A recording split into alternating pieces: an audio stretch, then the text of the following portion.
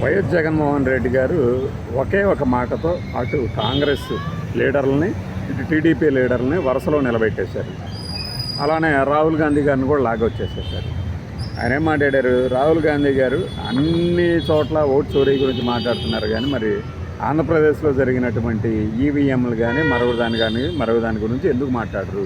చంద్రబాబు నాయుడు గారికి ఆయనతో hot line ఉంది అనేసి. హాట్ లైన్ ఉన్నది మాకు ప్రజలతోనే కానీ రాహుల్ గాంధీతో కాదు. ఈ మూర్ఖత్వానికి మరణం లేదా అనుకుంటూ ఏదో పెట్టారు. దానికి లోకేష్ గారు వెంటనే ట్వీట్. కాంగ్రెస్ ఎంపీ ఢిల్లీలో ఉంటాడు ఆయన అని చెప్పి రేవంత్ రెడ్డికి ఆయనకి స్లైట్ డిఫరెన్సెస్ కూడా ఉన్నాయి. ఇక్కడ తెలంగాణలో ఎంపీ చామల ఉన్నాడు. ఆయన కూడా ఒక మాట మాట్లాడతారు. ఇప్పుడు రాహుల్ గాంధీ గారు దేశవ్యాప్తంగా జరుగుతున్నటువంటి ఎన్నికల ఓటర్ల అవకతవకల మీద ఈ మార్జిన్లు పెంచేసి వాళ్ళకి విక్టరీ వచ్చేటట్టు చేస్తున్నారు అని మాట్లాడేదే తప్పితే పర్టికులర్గా కొన్ని స్టేట్ల గురించి చెప్పలేదు. అందులో ఆంధ్రప్రదేశ్ కూడా ఉండొచ్చు. కావాలంటే మీరు జగన్మోహన్ రెడ్డి గారు మీరు రాహుల్ గాంధీ గారితో కలిసి పనిచేయవచ్చు, ఇందులో మీరు మద్దతు పలకొచ్చు. అంతేగాని టీడీపీతో మీకేదో అక్కడ టీడీపీతో మాకు ఇదైపోయిందని చెప్పేసి మా మీద ఇలాంటి ఆరోపణలు చేయడం కరెక్ట్ కాదు అంటూ ఆయన ఏదో చెప్పారు. అసలు ఆయనకి స్పందించాల్సిన అవసరమే లేదు దీని మీద ఎవరు స్పందించాలి? టీడీపీ వాళ్ళు స్పందించారు. వాళ్ళు వస్తున్నారు, వచ్చేసేసి ఏదేదో మాట్లాడుతున్నారు. ఏదేదో ఓకే ఫైన్. నేను ఒక 50% నమ్ముతా జగన్మోహన్ రెడ్డి ఇప్పుడు చెప్పిన దాన్ని. హాట్ లైన్ ఉండే ఉండవచ్చు. ఎందుకు నమ్మను అంటే ఏమో జస్ట్ లైక్ దట్ రాజకీయాల్లో ఆరోపణలు సహజమే కాబట్టి చేశాడేమో అనేది ఒక 50%. ఈ 50% ఎందుకు నమ్ముతాను అంటే ఆయన యథాలాపంగా అన్నాడు, నిజంగా అన్నాడు, కానీ చాలా విషయాలు ఆ తర్వాత నిజాలు అయినాయి. అందువలన జగన్మోహన్ రెడ్డి చెప్పేదాన్ని నేను సగం నమ్మను. ఎందుకు నమ్మాలి అంటే చంద్రబాబు నాయుడు గారేమి ఎప్పుడు రాహుల్ గాంధీ గారిని ఎప్పుడు కలవలేదు. సీఎం రమేష్ చంద్రబాబు నాయుడు గారు ఫస్ట్ టైము ఆ ఢిల్లీ వాళ్ళ దగ్గరికి వెళ్ళడం అదే 2018 ఎన్నికలకు ముందు. చేతులు ఎత్తేసలేదా కర్ణాటకలో అందరు చేతులు పెట్టుకుని? అప్పుడు ఢిల్లీకి వెళ్ళినప్పుడు జన్మత్ దగ్గరికి అందరు నడుచుకుంటూ వస్తుంటే సీఎం రమేష్ మాత్రం ముందు పక్కన వాళ్ళని తోసుకుంటూ ముందుకు నేను అనుకుంటూ రాలేదా? అది మేము చూడలేదా? ఎవరితో టచ్లో లేనట్టు ఇప్పుడు అందరూ జగన్మోహన్ రెడ్డిలాగా మడిగట్టుకుని కూర్చోరు కదా. నేను వాళ్ళతో కలవను వీళ్ళతో కలవను, ఏదైనా ఉంటే లోపాయికారిగా ఉంటుంది, మాకు వ్యక్తిగతంగా మద్దతు ఇస్తా, మా బంధం అలాంటిది, మా బంధం ఇలాంటిది అని చెప్తూ కూర్చోరు కదా. అసలు 2012లో ఆయన పార్టీ పెట్టినప్పటి నుంచి కొద్దిగా వెనక్కి వెళ్తే పార్టీ పెట్టినప్పటి నుంచి 2009లో తండ్రి చనిపోయిన తర్వాత బయటకు వచ్చి పార్టీ పెట్టినప్పటి నుంచి కూడా బీజేపీలో కలుస్తాడు, బీజేపీలో పార్టీనే విలీనం చేసేస్తాడు. లేదు ఈ పిల్ల కాంగ్రెస్ తల్లి కాంగ్రెస్లో కలిసిపోద్ది అని ఇప్పుడు దాకా ప్రచారం చేస్తూనే ఉన్నారు కదా. ఈ మధ్య తగ్గింది కాస్త పిల్ల కాంగ్రెస్ తల్ల కాంగ్రెస్ అనేది. ఎందుకంటే చాచి పెట్టి కొట్టినట్టున్నారు ఎవరో ఆ డైలాగ్ వేసినందుకు ఎక్కడో ఢిల్లీ వీధుల్లో.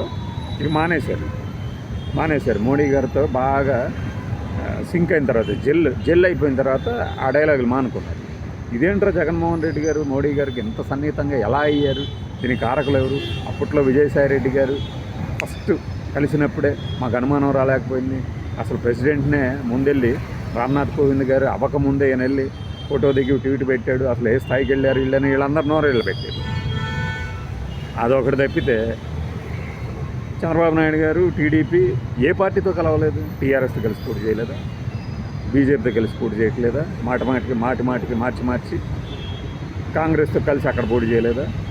ఈరోజు ఇక్కడ రామచంద్రరావు గారేమో ఇంకా ఎన్నికలు దూరంగా ఉన్నాయి కదా అని చెప్పేసి తెలంగాణలో సింగిల్గానే చేస్తున్నాం అంటాడు.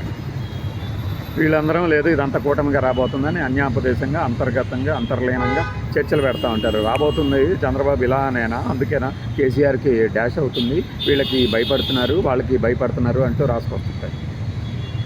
చంద్రబాబు నాయుడు గారు ఏమన్నా ఎవరితో కలవకుండా పోటీ చేసేవాళ్ళ? మనవాళ్ళు అసలు రాజశేఖర రెడ్డి ఎవరితో పొత్తులో లేదంటే రాజశేఖర రెడ్డి పొత్తుతో లేకపోవడం కాదు. రాజశేఖర రెడ్డి కాంగ్రెస్లో ఉన్నాడు కాబట్టి కాంగ్రెస్ పొత్తుతో పెట్టుకుంది కాబట్టి అప్పటికే ఆ పొత్తు వద్దు అని వ్యతిరేకించిన సంగతి తెలియదు ఈ సన్నాసులకి. బహుశా లాగులు వేసుకొని తిరుగుతూ ఉంటారు, జేబులో చేయబెట్టేసుకొని ఎన్నేళ్ళు రా అంటే 6 ఏళ్ళని లెక్క పెట్టుకుంటారు. రాజశేఖర రెడ్డి గారు పొత్తు వద్దు అన్నా కూడా హైకమాండ్ విధించి పొత్తు పంపించింది. ఈ సన్నాసులకు అది తెలియదు కదా. సరే దాన్ని పక్కన పెడదాం. జగన్మోహన్ రెడ్డి ఏమైనా కలిసి పోటీ చేశాడా అంటే దానికి సమాధానం ఉండదు. సరే హాట్ లైన్ ఎందుకు ఉండొచ్చు అంటే జస్ట్ ఒక రాజకీయ పార్టీకి ఎవరితో ఎప్పుడైనా కలవచ్చు అనేది చంద్రబాబు నాయుడు గారు బొచ్చాడు సార్లు నిరూపించారు. తప్పేముంది అందులో? అప్రతిహతంగా నితీష్ కుమార్ బీహార్కి సీఎంగా ఎలా ఉండగలుగుతున్నాడు? అటు ఇటు అటు ఇటు అటు ఇటు ఎన్నిసార్లు మారాడు ఆయన? ఊసర వేలులే సిగ్గుపడతాయి అనేది ఆయన చూసి పెట్టాలి, ఇక్కడ వాళ్ళ సంగతి పక్కన పెట్టండి. అయినా జనం ఏమైనా సిగ్గుపడుతున్నారా? మా ముఖ్యమంత్రిని తీసే సూపర్ అంటున్నారు కదా. మరి రాజకీయాల్లో అదే కావాలి, అదే చేస్తున్నాడు చంద్రబాబు నాయుడు. జగన్మోహన్ రెడ్డి గారికి అభ్యంతరం ఉందో లేదో తెలియదు కానీ ఆయన చెప్పాడు. మాట చెప్పడం మీద అభ్యంతరం ఏంటి? మీకు ఉంటే ఉందని చెప్పండి, లేకపోతే లేదు. ఈ మాణిక్యం ఠాగూర్ ఎప్పుడూ లేని వ్యక్తి, తెలంగాణ కాంగ్రెస్కి ఇన్ఛార్జ్గా ఉన్నప్పుడు కూడా లేని వ్యక్తి, ఏది యాక్టివ్గా ఎక్కడో కూర్చొని ఢిల్లీలో కూర్చొని ట్వీట్లు పెడతా ఉంటాడు. ఏది ఈ మద్యం మాఫియా ప్రపంచంలోనే ది బిగ్గెస్ట్ దాన్ని పెడుతుంది. ఆ మాణిక్యం ఠాగూర్ మొహం కూడా వేయకుండా ఆ ట్వీట్ని వేస్తుంది ఈ దినం. ఎందుకు? జగన్మోహన్ రెడ్డిని తిట్టాడు కాబట్టి. అంతకుముందు ఆయన పెట్టిన ట్వీట్ లేదు, చంద్రబాబు నాయుడు సర్కార్ మీద ఆయన పెట్టింది లేదు. మళ్ళీ ఆయన అంతా సవాలు విసిరాడట జగన్మోహన్ రెడ్డికి. వైఎస్ షర్మిల గారి ఆధ్వర్యంలో దీక్ష జరగబోతుంది ఓట్ చోరీకి వ్యతిరేకంగా. ఈమె ఇప్పుడే కళ్ళు తెరిచింది. దమ్ముంటే వచ్చి పాల్గొనాలి, దాన్ని దమ్ము కాదు. జగన్మోహన్ రెడ్డి వచ్చి ఆ టెంట్లో కూర్చుంటే జనం ఎవరిని చూస్తారు? సిగ్గుపోతుంది మళ్ళీ మీకు. ఎందుకంటే ఆమె ఏం మాట్లాడినా ఎవరు వేయరు. జగన్మోహన్ రెడ్డిని విమర్శిస్తే వేస్తారు.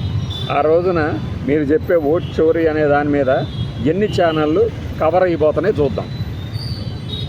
మీ పార్టీల పరంగా విమర్శలు ఇప్పుడు ఏదో బ్లాక్మెయిల్ చేసో లేదంటే ప్రెజర్ పెట్టో జగన్మోహన్ రెడ్డిని మీ వైపు తిప్పుకోవడం అనేది అసాధ్యం.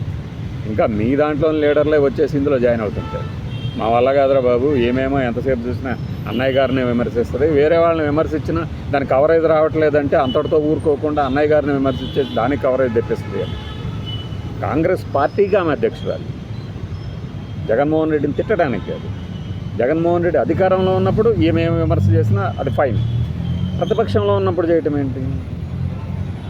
ఏంటి అంటే నువ్వు అధికారంలో రావాలన్నా, నీ పార్టీకి 4-5 సీట్లు తీసుకురావాలన్నా నువ్వు చేయాల్సింది అధికార పక్షం మీద పోరు ప్రజల తరపున. ఇది వదిలేసి అధికార పక్షం అండతో ప్రతిపక్షం నాయకుడి మీద మీరు చేస్తున్నారు పోరాటం. అది అందరి కళ్ళకు కనబడుతుంది. కాదు అని నిరూపించుకోవాలంటే మీ దగ్గర వేరే మార్గం లేదు, ప్రజల తరపున పోరాటం చేయటమే.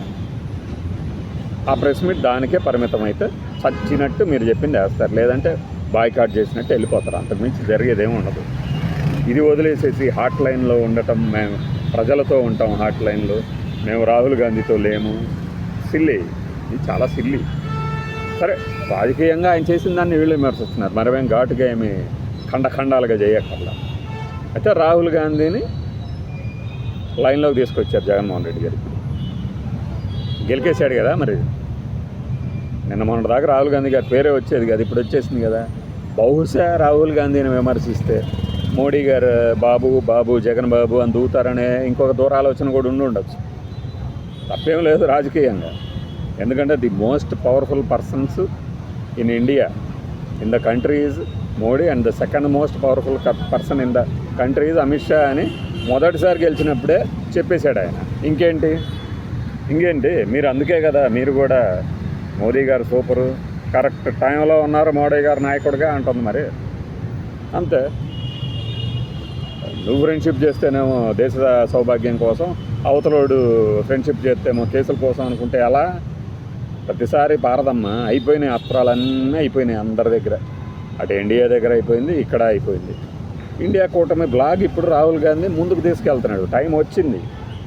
ఆ టైం వచ్చిన దాన్ని ఎలా వినియోగించుకుంటాడు, ఆ టైం ఎలా అతన్ని మన ముందు నిలబెట్టబోతున్నదని చూద్దాం. బాయ్.